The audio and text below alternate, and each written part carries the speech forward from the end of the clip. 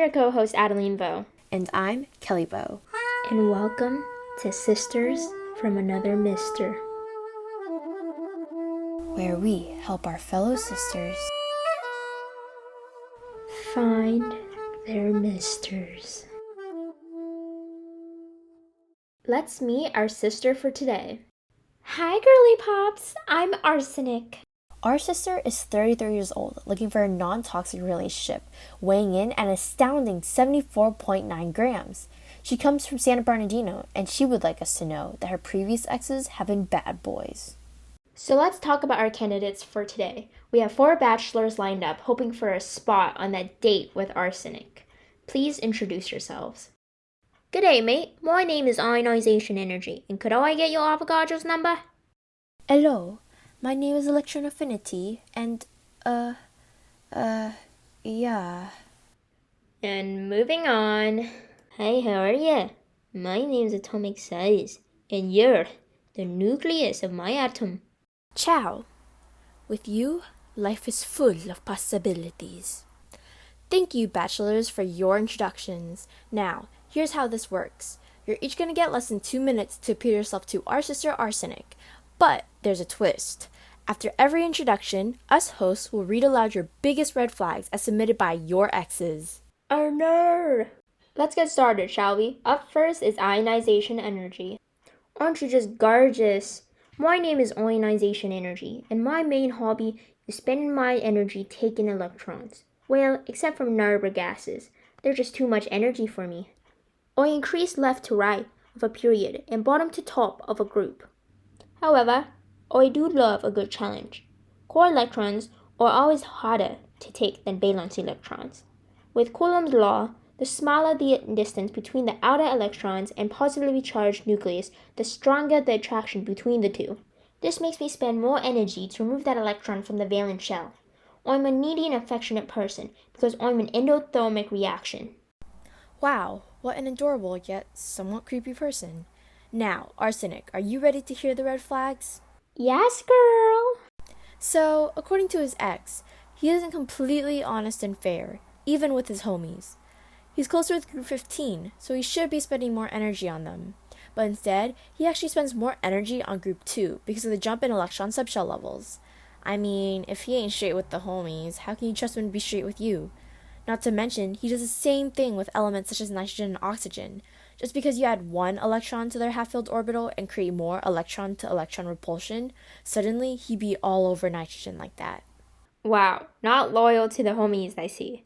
That's really quite unfortunate. Next up is electron affinity. What I like doing most of my free time is giving away energy in exchange for an electron. Wink wink, I'm quite the exothermic reaction. I mean, I look rather dashing as an anion rather than a simple neutral atom. Wouldn't you agree? But it's quite important to note that I specifically look for electrons I have a strong attraction with. The reason why? When the attraction is stronger as the charge on the nucleus increases, I get to release more energy. These are the electrons I would accept into my loving arms. My beloved friend electronegativity knows the meaning behind it. I also increase from bottom to top in a group and left to right in a period. Any elements with high electron affinity have a higher desire for electrons, meaning their Coulombic attraction is high between the nucleus and atomos electrons. I'm also quite the private person, and I don't tell much information. But here's a little secret. I'm far less trendier than the fellow bachelors. A delightful fact about me is that I'm not big of a fan of noble gases. I mean, I have to pull in energy just for them to receive an electron because they have a full shell. Can you just believe the audacity of it? Quite the charmer, isn't he, Kelly? Most certainly indeed. Like, look at that honesty. We stand for that. Let's go over some of those red flags, shall we? Usually he would give more energy away to the second period versus the third. However, for boron through fluorine, he scams them and gives a little less. That's because the puny little sizes of the 2p subshell creates more electron-electron repulsion than nucleus-electron repulsion, and he simply doesn't like those with weaker attractions.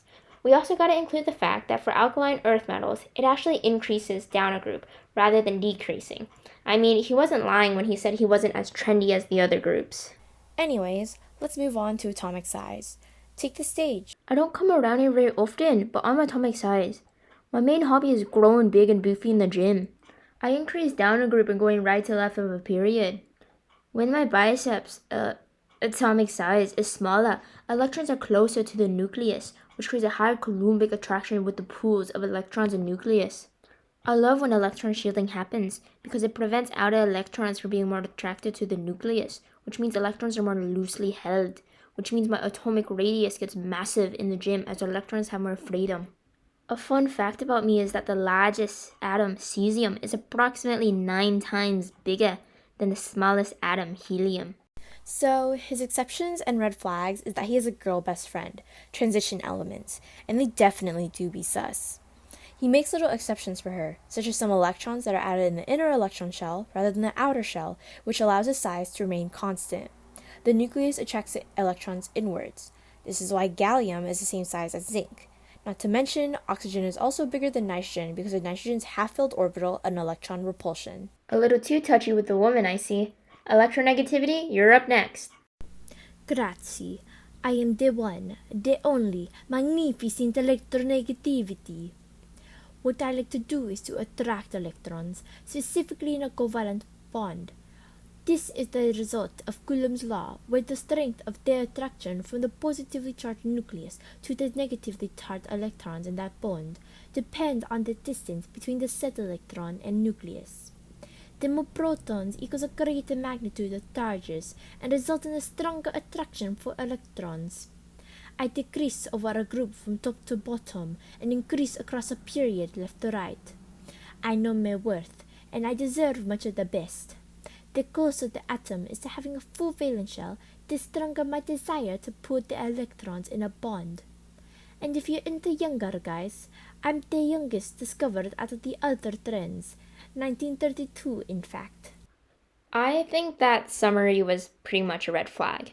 But continuing, his ex submitted a comment stating, he wants the best, but when I have a full valence shell, I'm just suddenly not attractive anymore.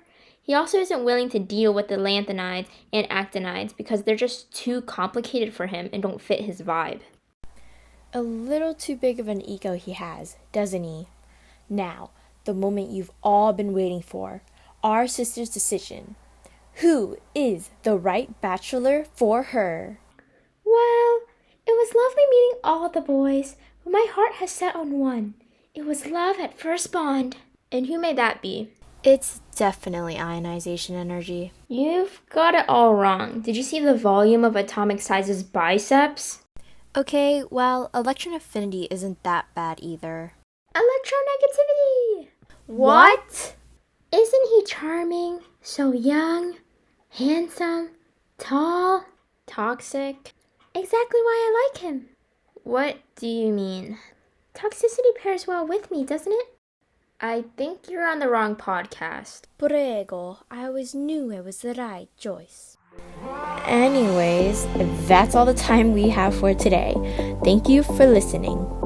And next week, a hot new bombshell will enter the villa. Stay tuned for the next episode.